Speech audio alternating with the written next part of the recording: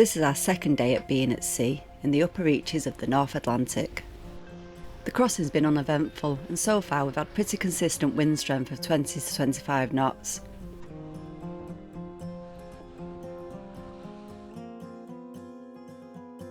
We left the southeast coast of Iceland from the town of Djúpivogur and are now well on our way on the 250 nautical mile journey to Vestmanna on the Faroe Islands. The wind has now veered 120 degrees and it's left the sea state in a bit of a mess. We've now got waves coming from different angles, which is making things feel a little less comfortable.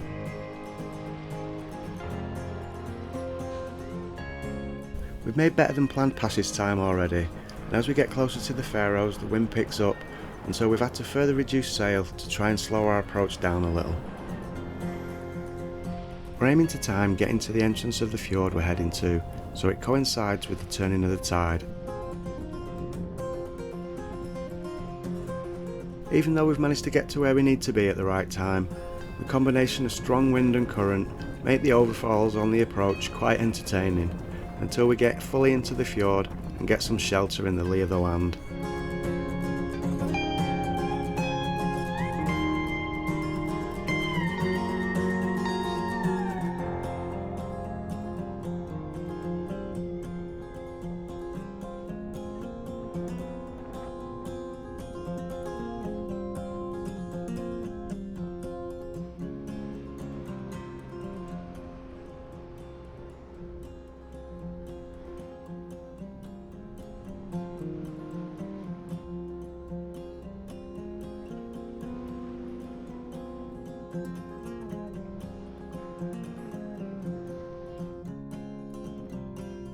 Strong tidal streams here in the Faroes are notorious, and although the tide has only just turned, we have over 6 knots of current with us already.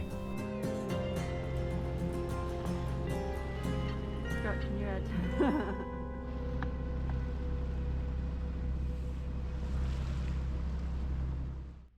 The following day in Vestmanna was a different picture. The wind had completely calmed and there wasn't a cloud in the sky. This isn't typical weather here. The combination of warmer air coming up from the Atlantic Gulf Stream meeting the colder water coming from the Greenland Sea can mean for some seriously cloudy and foggy weather, especially in late summer. As I said earlier, there's some very strong currents around the island of the Faroes, and every journey needs careful planning.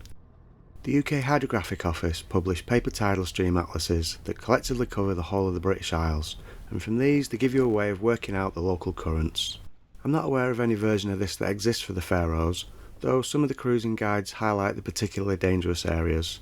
There is, however, this excellent free app called RAC. We found this to be an essential navigation tool in these waters, as the times and current speeds prove to be much more accurate than on the Navionics. A location pin shows the current direction in degrees and speed in meters per second, though I prefer to do the calculation and convert this into knots. Depending on what charts you have, they might not always show the dangers of overfalls, so you need to be careful when approaching or rounding any of the headlands here in the Faroes, especially if there's any wind over tide. We're heading down through the fjord and then southeast to the small island of Hestur, where we've arranged to meet some friends that we met in Iceland.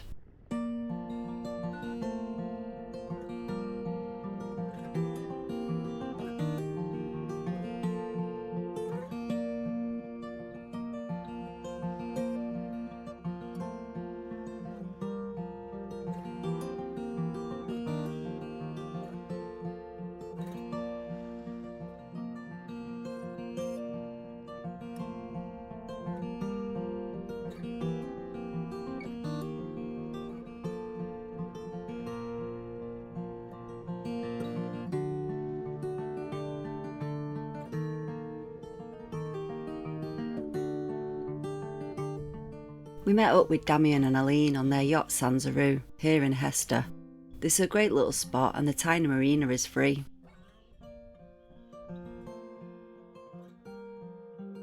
Faroe Islands are quite heavily subsidised by the Danish government, and they have put a lot of investment into even the smallest of villages.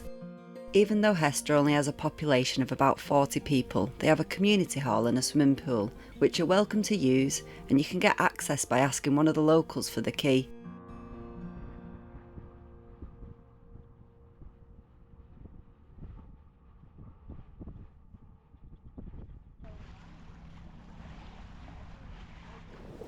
That little boat going sideways, bless him.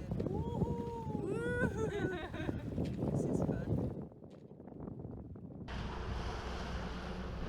We jumped on Sanzarua's crew and planned the tide to be able to circumnavigate the island. We hoped to get some shots of the boat in a particularly steep-sided cove we'd heard of, located on the back of the island.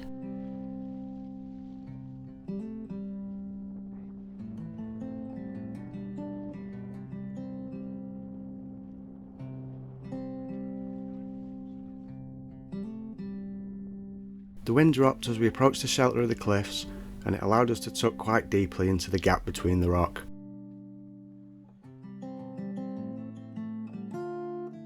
We were lucky enough to have the right conditions to be able to squeeze in here, and it made for some pretty dramatic images on a day like this. It's definitely not the kind of place I'd want to try and get into in any kind of swell or onshore breeze.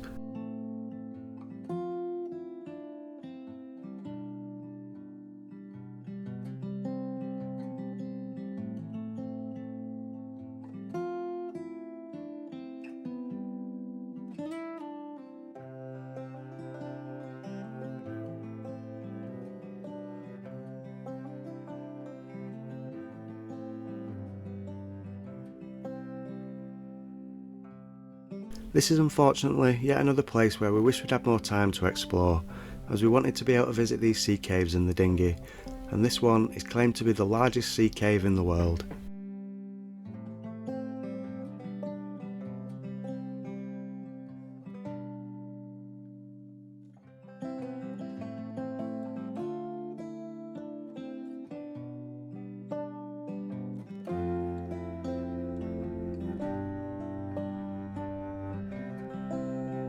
Faroes certainly lived up to their reputation of rugged beauty, and we were lucky enough to get a few days of clear skies to see it in all its glory.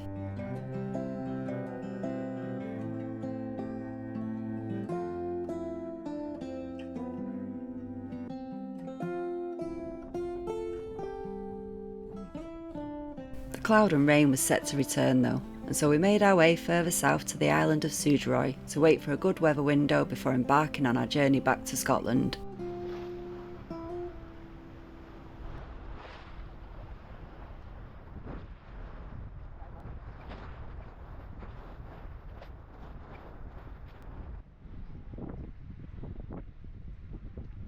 We arrived in Vaga the day before a village festival, which is organised annually to raise money to repair and maintain this 150-year-old wooden boat named Johanna. The harbour master told us to moor up alongside her, but warned us that we may get wet the following day.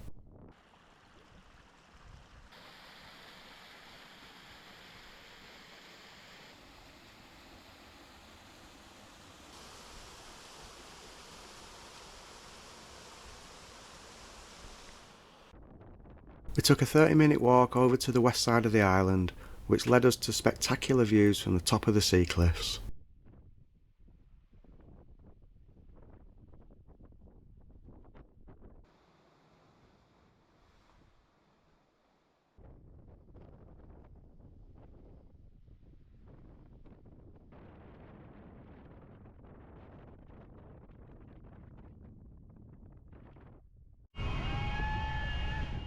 The festival the next day was certainly not what we'd expected. It seemed that every boat on the island was there and packed with kids going crazy.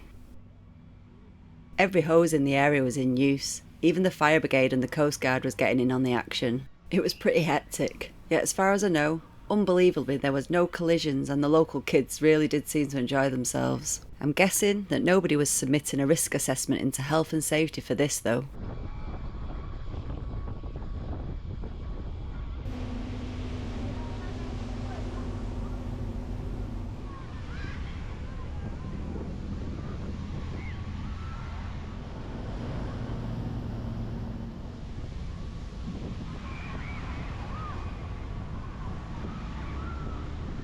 At one point we even got boarded by pirates.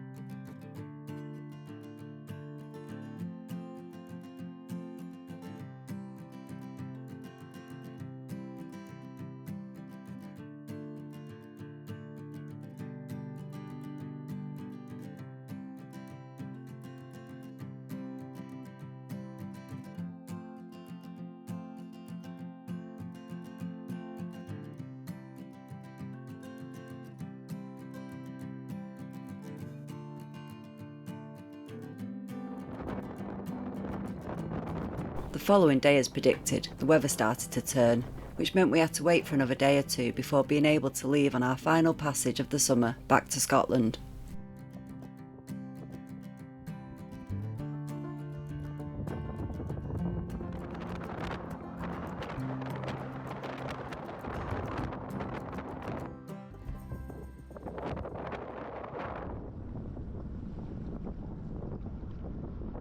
A few days later, we headed out into the fog to leave the Faroe Islands behind us.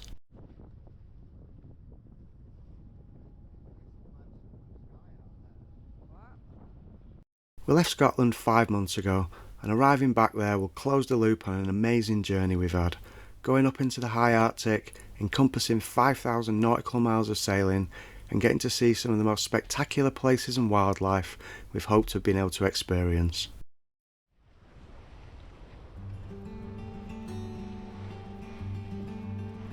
Sailing in the Arctic has been new to us, and before we set off on the trip, it did require some careful planning and preparation of the boat and ourselves. We've had to learn a few new skills and hone some existing ones. We've tried to approach each of the passages one at a time, and not having a strict timetable has meant we can wait until the conditions feel right, and this has helped reduce the stress.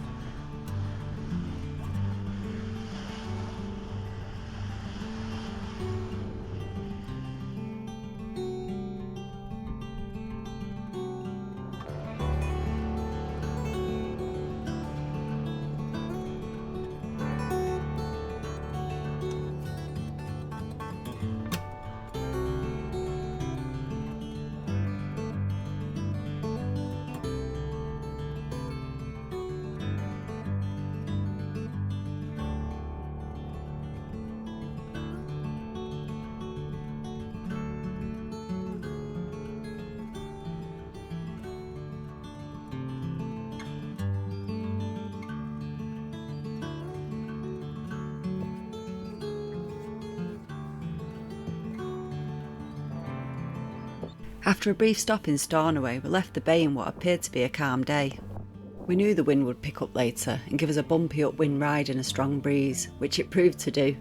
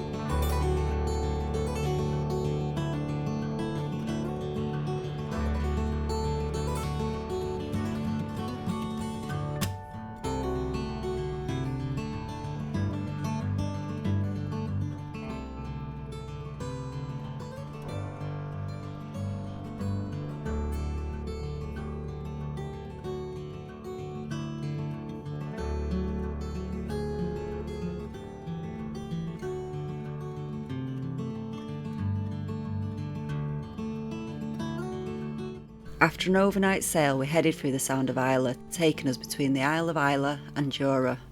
We then waited for the tide to take us undramatically round the Mull of Kintyre and back into the Clyde.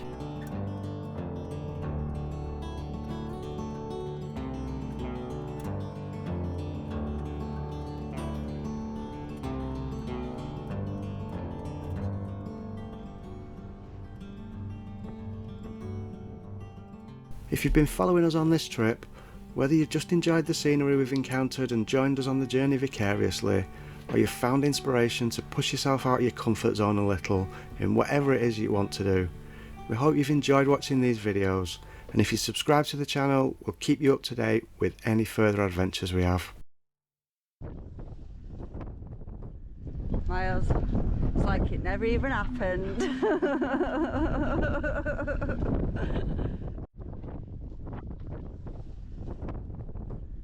Miles.